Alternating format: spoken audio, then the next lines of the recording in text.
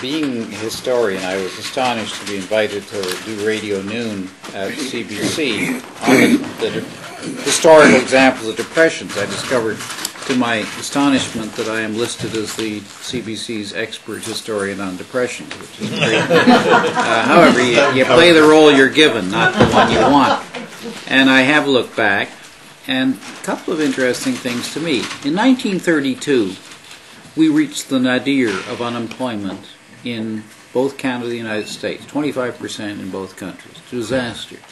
The stock market numbers had recovered to almost October 1929. I mean, they were not the extremes, the absurdities of 1929, but the stock market was on its way to recovery.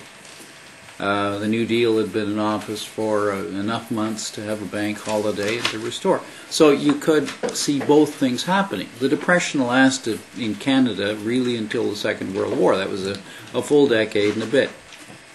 So we didn't escape in 1932, but by the time we defeated R.B. Bennett, the economy was about back to where it had been in 1929. He got the full in his chops. He also negotiated almost a free trade agreement with the United States. He was defeated in time that Mackenzie King took the credit and went down and signed for it. So liberals believe it was Mackenzie King's achievement. I mean, liberals believe many things. And King invented most of them in his day. But history is quite deceptive in the 1930s. And another thing that is very parallel is that the responsibility for the Great Depression was again given to working class Americans for being so greedy that they went into debt to buy the things that the advertising industry insisted on selling. A great advertising man said, "Americans have the right to decide what are the necessities of life." And the advertising industry offered them. General Motors offered through StkMkt limitless credit to buy a new GM product, and people did. They were the ninjas of their day. But who let ninjas have mortgages?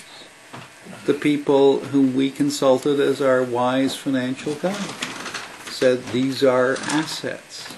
And they sold these assets around the world in large lumps, too big to be examined, along with the asset-backed commercial paper, which apparently Quebec Hydro and Quebec generally has deeply invested in, so deeply that Mr. Charest won't tell us.